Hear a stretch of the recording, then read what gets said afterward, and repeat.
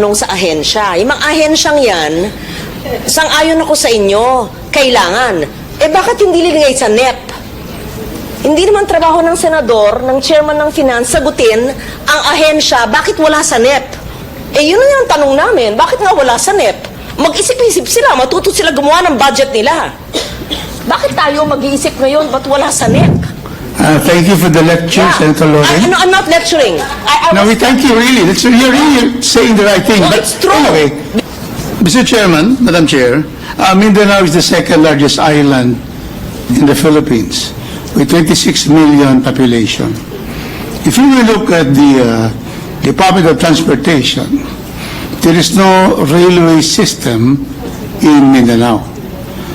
You can recall that during the time of President Duterte, there was already a feasibility study, everything was ready for phase 1 of the Mindanao railway system, which is from Tagum, Davao City, and then Ticos. We know the status of that because it was a very long project study. We spent so much for that, and we know why there has been no implementation of this, the first railway project in Mindanao. Because in Luzon, you can see here, there is a North Rail, there is a South Rail, there is an East Rail, there is a West Rail, no single inch of rail in Mindanao.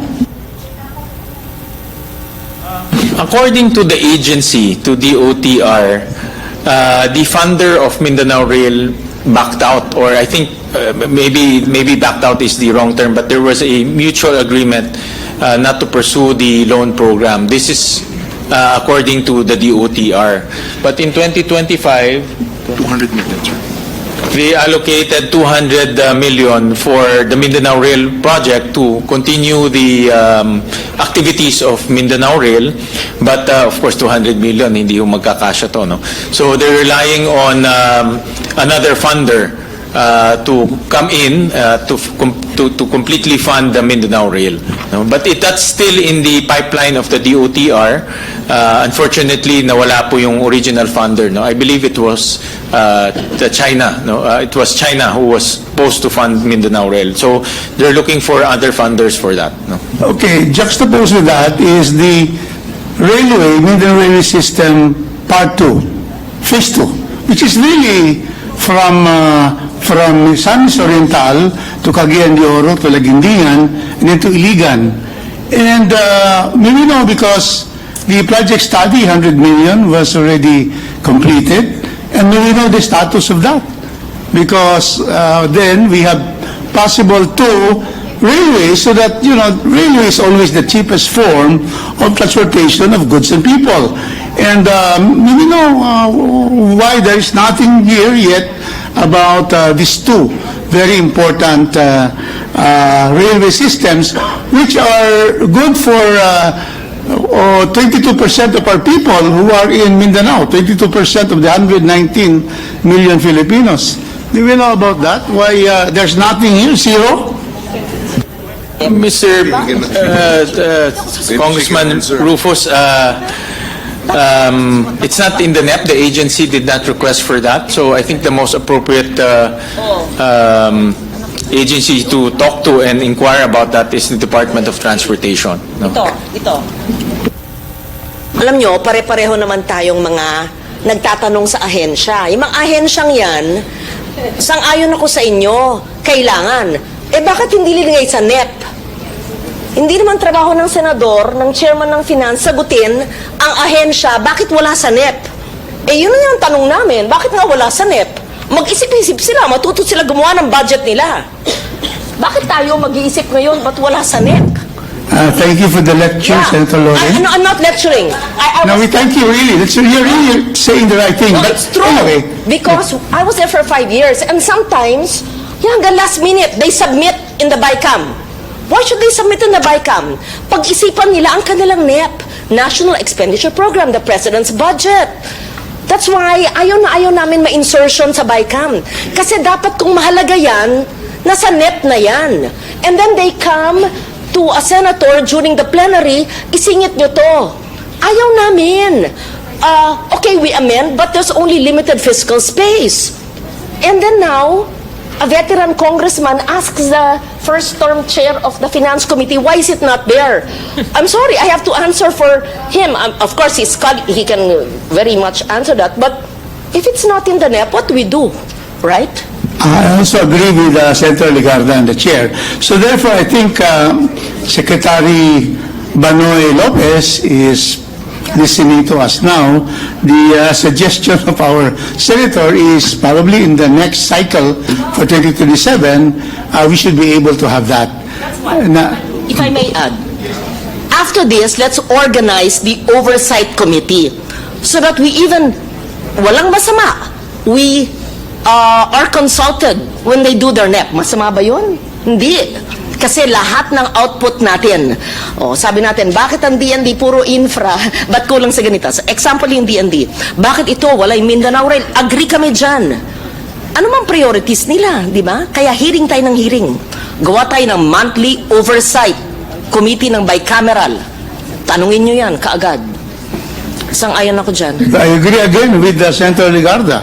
So, in fact, in the budget hearing of the DOTR in the House, there was a commitment of Secretary Lopez that there will be a roadshow precisely to get funders for the two railway phase 1 and 2, so that we can already, once there is a roadshow and there is a funder, then that's the time we can include.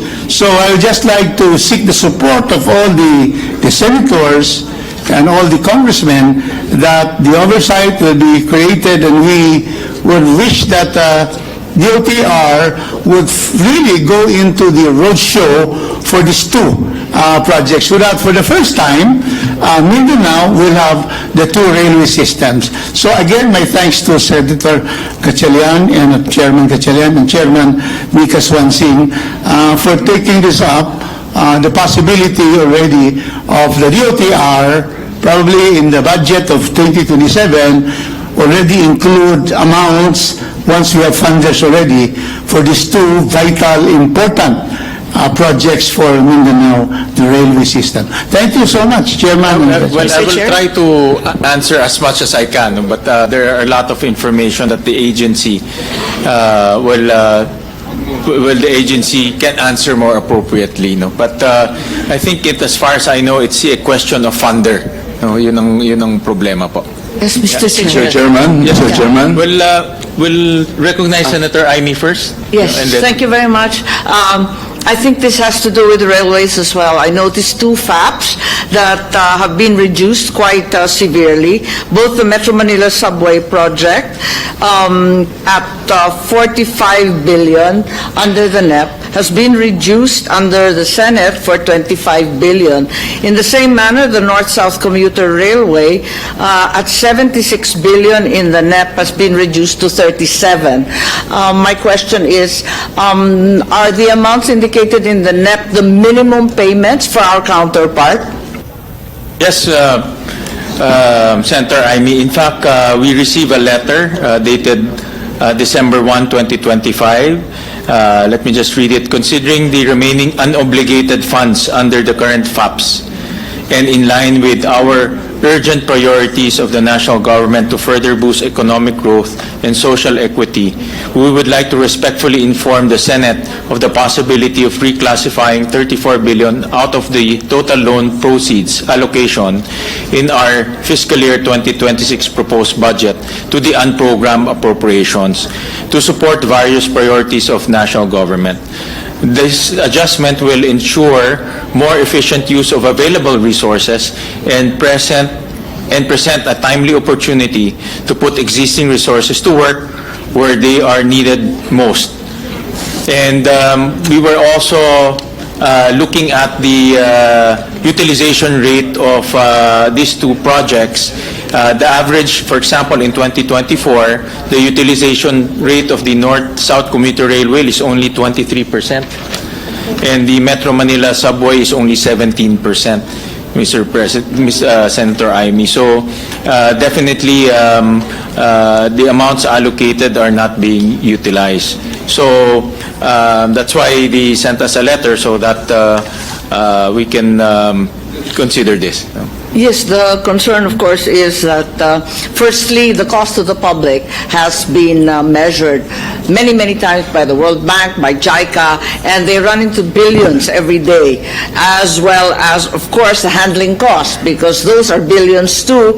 And finally, the reputational damage to the Philippines, because we don't pay our debts. So my problem is shunting the loan counterparts for foreign assisted projects towards the AND program really is not the solution. I think perhaps the solution is more efficient absorption and implementation of the projects. If we are at 23 and 17%, surely the solution is to renegotiate the loan and start from scratch rather than constantly paying handling costs and being indebted for who knows how much, immeasurable in terms of reputation. Actually, in the past 5 years, the North-South Commuter Railway, the average utilization is only 33%, and the Metro Manila subway is only 36%. So the utilization remains very low for these two projects. However, the recommendation of the agency was to transfer it to unprogrammed funds, because the unprogrammed funds normally comes in second quarter of the year, and that can be used to fund the two projects that were mentioned. Ganun pa man, hindi po solusyon yun. Kasi alam naman natin, Yes. kapag unprogram, ala-chamba yan. Hindi naman sigurado na may savings. Ano? Kaya't itong mga project na ito, inaasam-asam ng ating mga kababayan. Na hirap na sa traffic, lalo na ngayon, tag-ulan, plus Christmas pa, talaga naman oras-oras na nawawalda sa traffic. Ito na lang talaga ang solusyon. Sana maisip natin kung paano gagawin to, dahil kailangan na talaga ang public transport dito sa Metro Manila at sa North-South commuter railway areas. So, yung pag-aawas at paglilipat ng budget sa unprogram para sa akin ay hindi tunay na solusyon.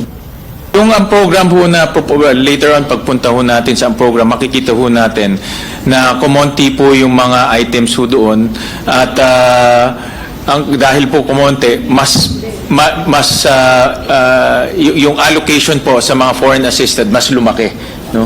So yun po ang ginawa ho natin para po magamit po yung program sa mga foreign assisted projects po. Opo, ipagpaumanin ninyo, pero sa ganitong panahon na sunod-sunod ang bagyo, lindol at iba pa, talagang hindi ako maasa na marami po tayong savings. Although, syempre, kinikilala naman natin na malaki na ang binawas sa program. Maraming salamat. Mr. Chairman. Minority Leader Marcelino Lebanon. Madam Chair, thank you. I would like to go back to the earlier suggestion of Senator Legarda on creating a joint bicameral conference committee oversight committee so that we can exercise oversight monthly on the proposed budget and even go back to the expenditure of government. Napaka-importante po ito dahil kahit yung Mindanao Rail, hindi na naitutuloy, malaki ng ginasto natin. Mayroon din tayong Leyte Samar Rail which will connect Luzon and Mindanao. Wala rin sa budget ngayon. Hindi natin alam. Kaya kung ayaw kong bitawan yung kanyang thoughts. Kaya, if it is proper, I would like to present a motion for the creation of the bicameral conference committee oversight committee, that joint oversight committee that we can even, if possible, include in the special provisions of this GAA. So move, Madam Chair. Second.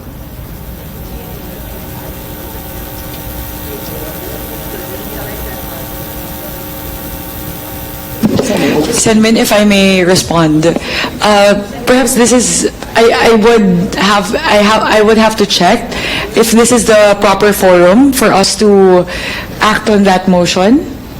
So we may, It can be added. we would still need to explore that if you would give me and Senator Win the time to explore the rules as of now as to which forum is the correct forum for that motion. In fact, I would suggest to Chair Mika to immediately create the Joint Congressional Oversight Committee on Public Expenditures. This is a built-in oversight committee for the Committee on Finance and the Committee on Appropriations to conduct oversight on all the expenditures and, of course, those items that are not being spent as well. No? So we can constitute that early next year. Yes, I would be very much supportive to convening that. We'll act on that motion, Maino, if you could give Senwin and I the opportunity to figure out the mechanics, the procedures that we would have to follow to convene the said joint oversight committee, joint between the House and the Senate. Gladly, Madam Chair. Yes, that is really a great idea. We want to exercise stronger oversight over the implementation of the 2026 budget, and us convening